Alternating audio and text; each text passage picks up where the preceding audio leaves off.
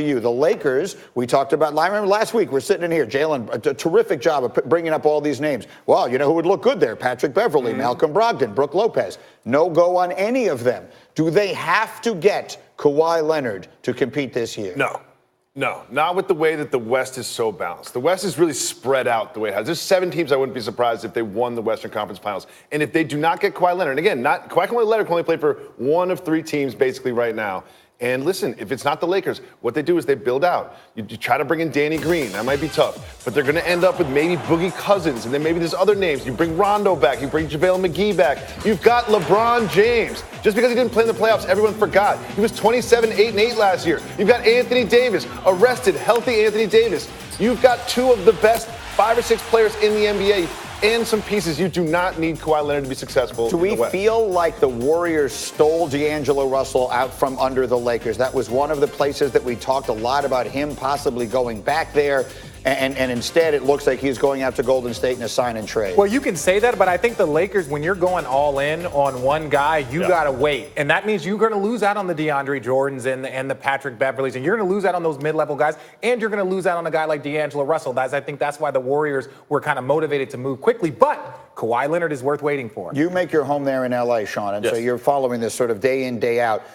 The Lakers, did they do the right thing by waiting? I don't know. You have to. You have to wait. Do you think they were a tad caught off guard? Do you think there were teams in the league a tad caught off guard that by midnight Sunday, 90% of the players everybody wants are already off the board? No, I think everybody kind of knew where people were going. So they're just waiting it out on Kawhi, and that's it. They're waiting it out on Kawhi, and I would agree with your points. Like, look, you got LeBron, you got AD, and it doesn't really matter because if those guys – but that's if those guys are healthy. That's if they don't go down with an injury. That is, and if one of them do, then all of a sudden this whole thing changes. Now, you get Kawhi Leonard into the mix with that. I think that changes that aspect of it because then you're allowed to have interchangeable parts. You can rest guys more freely. Yeah, I don't know if we can pop up those other free agents that are still left. Now, all of a sudden, if they don't get Kawhi, there's still guys. You can go get Morris, who is a very, very good player, and you can now add to your depth. Right, so there's other guys out there that are very, very good, and the Lakers will have cap space. If you look at some of these teams or look at some of these players,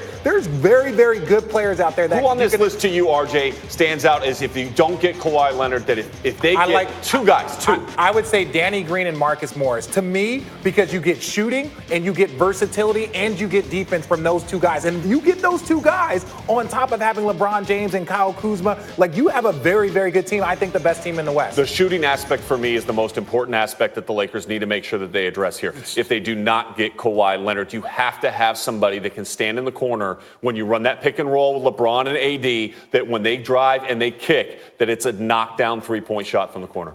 The Lakers are my favorite to win the Western Conference with or without Kawhi Leonard. I think I feel comfortable saying that right now. And here's the question that I would have is that you were asking then LeBron and Anthony Davis to the point that we just saw Toronto load management their way to a championship by giving Kawhi all the room that he possibly needed. Can the Lakers afford to do that next year with the West being as evenly distributed as it is? Basically, they're going to need LeBron and AD to carry them every night. Well, again, I think the Lakers, we're going to just throw that last year away. That's part of what happens. Sometimes you get injured. Look at the Warriors. But when I look at their team and the way their team is designed, you have Kyle Kuzma there who can score a bunch of points. You can rest guys. All they need to do really is get in there. LeBron James, when he gets into the postseason, we haven't seen him do it in the Western Conference, but he has been dominant. So the goal is really just to get to the postseason, which I believe they will. And then after that, you're going to have a rested group around LeBron James. You know, it's just remarkable to me because we were here on Friday and we were talking about, well, if the Lakers don't get Kawhi, they will get this guy, that guy, and this guy. All those guys are gone. We were talking about Bogdanovich. We were talking about Brogdon. We were talking about Beverley. All those ships have sailed. So they really have, it feels like, pushed their chips to the center of the Kawhi Leonard table. Push comes to shove. Do they think they're getting him? I believe that they are in the driver's seat. Right, I think it's theirs to lose. That's what they believe. All right, so that's. I think Kawhi should take his time and be patient about Thursday. He doesn't need to rush. Why? We need stuff to talk about Thursday and Friday. So that's the big team on one coast. Laura, how about the big team on the other coast? And that would be the Celtics, Greeny. They worked out a. They would have led our show Malcolm Brogdon, 4 years, $85 million to the Pacers. RJ, your thoughts? I like the move. I think the Pacers are doing what they can. They weren't going to get huge in free agency, but this for them is a huge pickup. One of the most balanced players in the entire NBA. Yes, and I totally agree, and it hurts one of the best teams that they have to compete against in Milwaukee losing their man. Next move, Bojan Bogdanovic, 4 years, $73 million with Utah. Farnham, how good are the Jazz? The Jazz on paper right now, pending Kawhi Leonard's decision, would be the favorite in the Western Conference this upcoming season. I'm going to leave that out. It'd be the favorite in the Western Conference right now, this upcoming season. Essentially, you're saying if the Lakers don't get Kawhi, yes, the Jazz are your team to beat in the West. That's a big statement. I like it. I've heard other people suggest it. They have definitely made themselves They added better. Mike Conley as well. I mean, people forget about getting a point guard and how much that improves them. How about some shooting? The Pelicans add J.J. Redick to play alongside Zion and company. RJ, how good do you think that fit is? Oh, it's amazing because you need a veteran guy. That's been one of the knocks on the Pelicans, in Anthony Davis's young career. They didn't have a lot of high-level veterans. So you get a guy that's going to come in, he's going to work very, very hard, and he brings a component because he can still play. So that's great for their young guys. All right, now we mentioned the Bucks losing Malcolm Brogdon. They did, however, hold on to some other critical pieces. They hold on to Chris Middleton and Brook Lopez. Sean, how about Milwaukee going forward after a big year? I don't think there's a massive drop-off, in particular with how open the East is going to be this upcoming season. So can the Bucks still be number one, number two coming out of the regular season? Maybe three? Yeah, they're going to be in that discussion for a top three seed in the Eastern Conference. Lopez was a guy I know a lot of teams were really interested in. We had speculated about the possibility of him to the Lakers. And then Patrick Beverley, that's another one people speculated about him going to the Lakers. Instead, he's going back to the Clippers, 3 years, $40 million. RJ, the Clippers have been relatively quiet. What do you make of this? Well, they're still waiting on that Kawhi call. And yes, the Lakers, if they didn't believe that they could get Kawhi, he was one of the guys on their list. DeAndre Jordan was one of the guys on their list. So there's a lot of things. Again, not all, but a lot of the dominoes have fallen. So, he's one of those guys that the Lakers are no longer obviously targeting. Well, to your point about all the dominoes falling, if you're like me, you woke up this morning thinking, so who's left out there? Well, here we go. Kawhi Leonard, obviously, far and away the most significant name there. DeMarcus Cousins, an interesting possibility. Danny Green, championship pedigree. You see some of the other names on the screen. Frank Kaminsky reportedly garnering heavy interest around the league. Austin Rivers, Marcus Morris, and there are others back in 2003.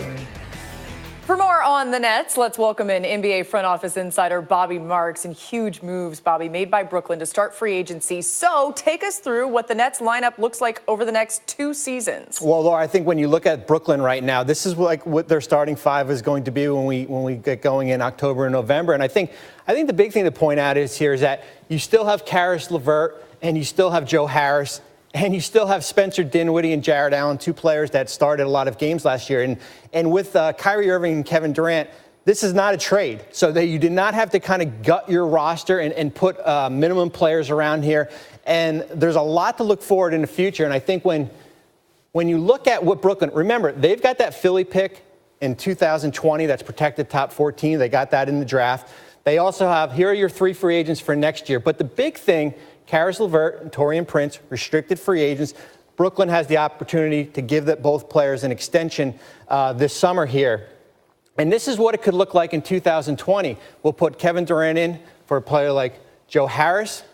And this is your Brooklyn Nets. Not many changes here.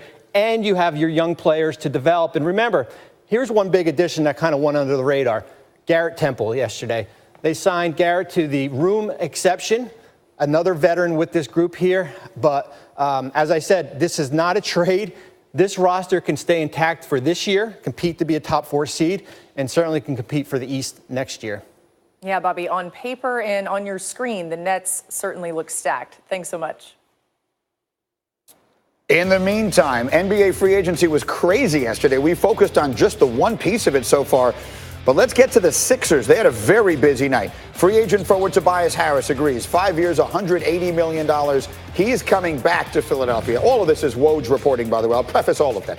Then just about 2 hours later, 5-time All-Star Al Horford, 4 years, $109 million, leaving the Celtics, going to their arch rivals in Philadelphia. That news came just minutes after we got word that the Sixers were finalizing a sign-and-trade deal to send Jimmy Butler to the Heat. Miami is working on options to complete the deal. So to sort of summarize what happened in Philadelphia as we take a look at what their starting lineup could look like next year, Josh Richardson coming over from Miami as part of this deal.